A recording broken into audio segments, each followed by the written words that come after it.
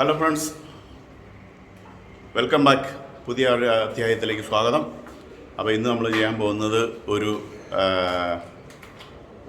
പഴമാങ്ങ പുളിശ്ശേരി ആണ്. അപ്പോൾ നമുക്ക് അതിൻ്റെ പ്രിപ്പറേഷനിലേക്ക് കിടക്കാം. നമ്മൾ ഇന്ന് ഉണ്ടാക്കാൻ പോകുന്നത് പഴമാങ്ങ പുളിശ്ശേരിയാണ്. അതിനായിട്ട് നല്ല നാടൻ മാങ്ങയുണ്ട്, പഴുത്ത നാടൻ മാങ്ങയുണ്ട്. നമുക്ക് അതിനൊരു ചെറിയ പുളിയും നല്ല മധുരമുള്ള നാടൻ മാങ്ങ, അതാണ് പഴമാങ്ങ പുളിശ്ശേരിക്ക് നല്ലത്. ഇത് നമ്മൾ ആദ്യം ഇതിൻ്റെ തൊലി മാറ്റിയിട്ട് തൊലി മൊത്തം കളഞ്ഞിട്ട് ഇങ്ങനെ തൊലി ഇങ്ങനെ ഉരിഞ്ഞ് മാറ്റിയിട്ട്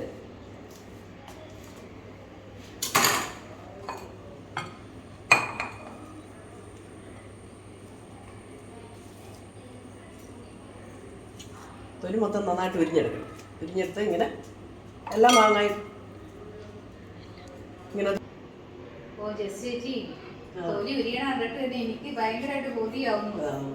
തൊലി ഉരിഞ്ഞെടുക്കുന്ന അതിന്റെ രസമാണ്. തൊലി ചെത്തി കളയുന്ന ഇതുപോലത്തെ നാടൻ മാങ്ങയ്ക്ക് എന്തൊരു മധുരം, അതിങ്ങനെ ഈമ്പി തിന്നാൻ എന്ത് ടേസ്റ്റാ. നല്ല സുഖമാണ്. അത് ഇങ്ങനെ തിന്നുന്നതിന്റെ രസം ഒന്ന് വേറെയാണ്. എനിക്ക് അല്ലാണ്ട് വെറുതെ എടുത്ത് കഴിക്കാൻ തോന്നുന്നു. ഓള് തിന്നുന്നതിനെക്കാട്ടിലും നാടൻ മാങ്ങയൊക്കെ ഇങ്ങനെ ഞാൻ കൊറേ തിന്നു കേട്ടോ. അതിന്റെ എന്ത് മണം അറിയാമോ? ഇതിന് വരുന്ന സമയത്തേക്ക് ഞാൻ കുറെ സ്റ്റോക്ക് ചെയ്ത് വെച്ചിട്ടുണ്ടായിരുന്നു. ഇവർക്ക് വേണ്ടിയിട്ട് പഴമാങ്ങ ഉപ്പിലിട്ട് വെച്ചു, പഴമാങ്ങ പുളിശ്ശേരി ഉണ്ടാക്കാനായിട്ട് വെച്ചു, പുളി കഴിക്കാനായിട്ട് വെച്ചു, പിന്നെ പച്ചമാങ്ങ ഉപ്പിലിട്ടു.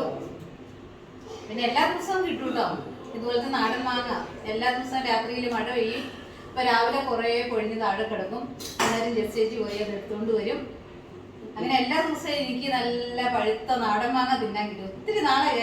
അടുത്തായിട്ട് നമ്മൾ ഈ മാങ്ങ ഓരോന്നും നന്നായിട്ട് ഇതിനകത്തോട്ട് ഇങ്ങനെ അങ്ങ് ഞെക്കി ഒഴിക്കണം. ഞെക്കി അതിൻ്റെ നീരും മാംസവും എല്ലാം കൂടെ ഇങ്ങനെ അങ്ങോട്ട് വരുന്നത്. പുളി ഇടുന്നതിനെക്കാളും നല്ല നീരിന് അങ്ങോട്ട് ഞെക്കി എല്ലാം കൂടെ മാംസവും അതിൻ്റെ നീരും എല്ലാം കൂടെ നന്നായിട്ട് പുറത്തൊക്കെ അങ്ങോട്ട് ഞെക്കി ഒഴിക്കണം. ഫ്ലഷ് എല്ലാം കൂടെ.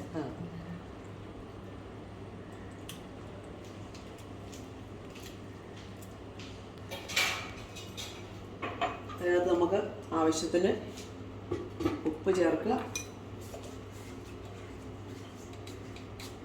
ഇപ്പം മഞ്ഞൾപ്പൊടി, ഇപ്പം കാശ്മീരി മിർച്ച് പൊടിയാണ് ഞാൻ ചേർക്കുന്നത്. അപ്പോൾ ഒരു നല്ല കളറ് കിട്ടും.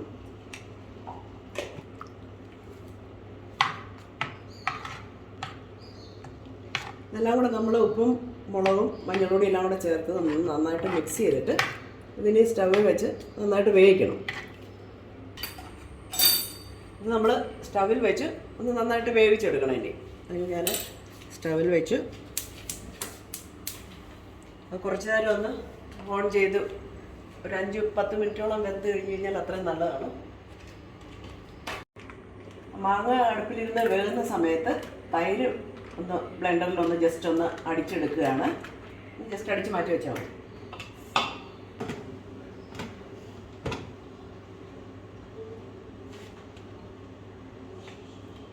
തൈര് മിക്സിയിലൊന്ന് അടിക്കുക.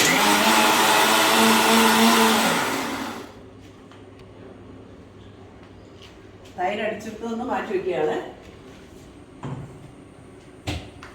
ഈ സമയത്തേക്ക് കേട്ടോ അടുത്ത തന്നെ നമുക്കിതിന് ചേർക്കാനുള്ള തേങ്ങ അരയ്ക്കാനാണ്. തേങ്ങ അരയ്ക്കുന്ന കൂട്ടത്തിൽ ഒരു മുറി തേങ്ങയാണ് ഞാൻ എടുത്തിരിക്കുന്നത്. തേങ്ങ അരയ്ക്കുന്ന കൂട്ടത്തിൽ ഒരു ചെറിയ സ്പൂൺ ജീരകം ചേർത്തു, ഒരു 3 അല്ലി വെളുത്തുള്ളി, ഒരു 4-5 കഷ്ണം ചുവന്നുള്ളി, ഒരു 4-5 പച്ചമുളക്.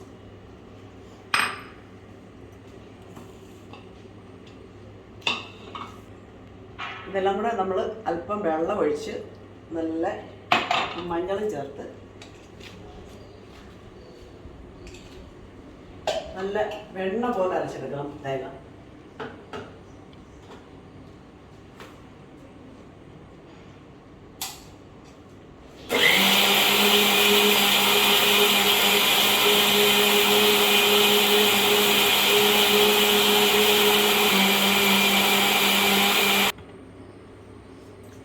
തേങ്ങ നല്ല വെണ്ണ പോലെ അരച്ചെടുത്തിട്ടുണ്ട്. നമ്മുടെ മാങ്ങ തിളച്ച് നന്നായിട്ട് വെന്തിട്ടുണ്ട് ഇപ്പോൾ.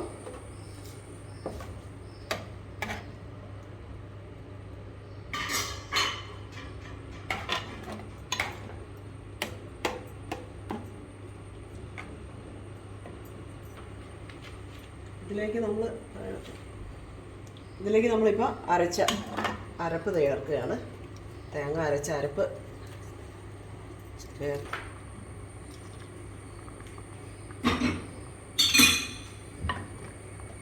തേങ്ങ അരച്ച് ചേർത്ത് നന്നായിട്ട് ഇളക്കി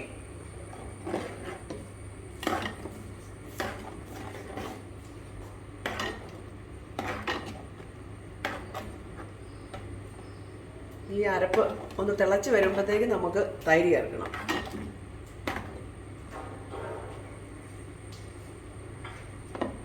ഇനി അടച്ചു വയ്ക്കുകയാണ്. ഇതൊന്ന് തിളച്ച് വരുമ്പോഴേക്കും നമുക്കിത് ഇതിനകത്തോട്ട് തൈര് ചേർക്കണം.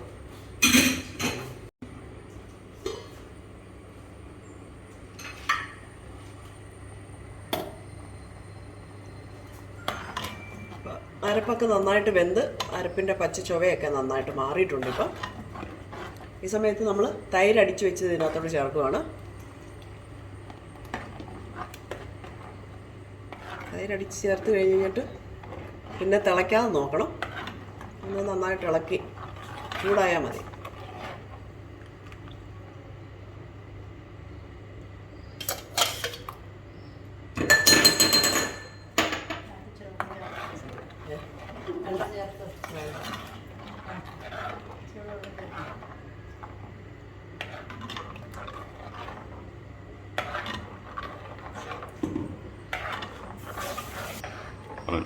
തൈര് ചേർത്തതിന് ശേഷം ഇത് നമുക്ക് തിളയ്ക്കാതെ നോക്കണം.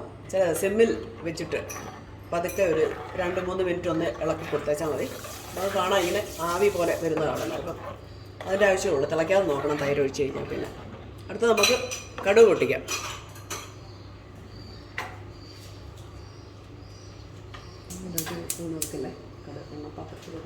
ലാസ്റ്റ് ഇതിലേക്ക് കിടക്കുകയാണ് നമ്മുടെ കടുക് വറവാണ് അടുത്ത പരിപാടി.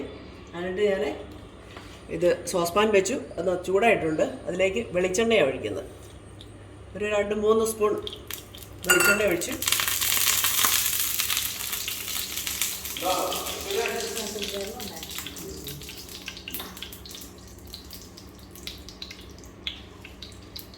വെളിച്ചെണ്ണ നന്നായിട്ട് ചൂടായിട്ടുണ്ട്. ഞാൻ 1 സ്പൂൺ കടുക് ഇടുകയാണ്.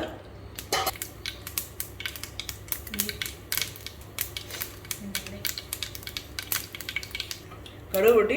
അടുത്തായിട്ട് നമ്മൾ ചെറിയ ഉള്ളി ചെറുതായിട്ട് വട്ടത്തിൽ അരിഞ്ഞത് ഇടുകയാണ്.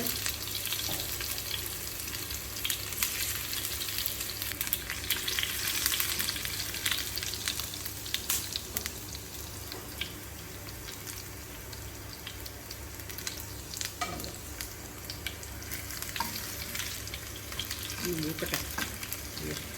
ഉള്ളി നമുക്ക് ചോപ്പാണ്. അതുപോലത്തേക്കിന് ബ്രൗൺ നിറമാകുമ്പം എടുത്ത് ബാക്കിയുള്ളത് പറട്ടെ.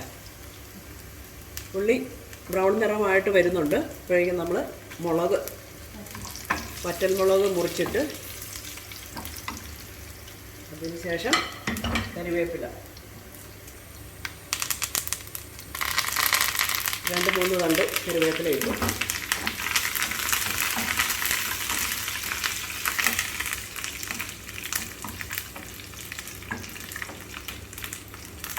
അപ്പോൾ നമ്മുടെ വറ്റൽമുളകും മൂത്തു, കറിവേപ്പിലയും മൂത്തു. അതിലേക്ക് അല്പം കശ്മീരി മുളക് പൊടി, ഒരു നല്ല കളറ് കിട്ടും. കശ്മീരി മുളക് പൊടി ഒരു സ്വല്പം ഇതിനകത്ത് ചേർത്തിട്ട് ഇളക്ക്. തീ ഓഫ് ചെയ്യും.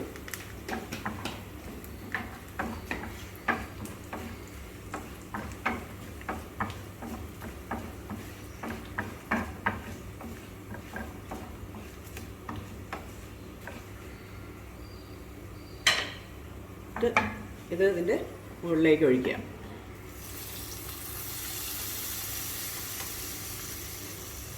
അപ്പം നമ്മുടെ പഴമാങ്ങ പുളിശ്ശേരി റെഡി ആയിട്ടുണ്ട്. ഈ കശ്മീരി മുളക് പൊടിയും കൂടെ ഇട്ടത് കൊണ്ട് ഇത് നല്ലൊരു കളറും കൂടെ, ഇങ്ങനെ കാണാൻ നല്ലൊരു ഭംഗിയാണ്. നല്ലൊരു കളറും കൂടെ വരും. അല്പം ഉപ്പിൻ്റെ കുറവുണ്ട്. അത് ഞാനൊരു സ്വല്പം ഉപ്പും കൂടെ ചേർക്കുകയാണ്.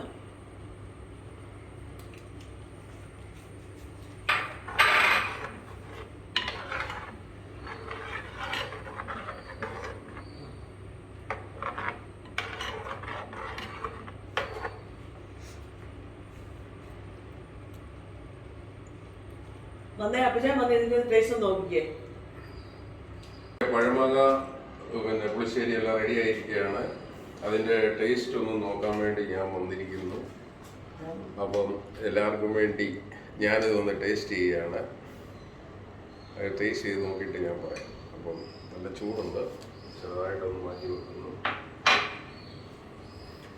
അപ്പോൾ എല്ലാവരും നോക്കുക.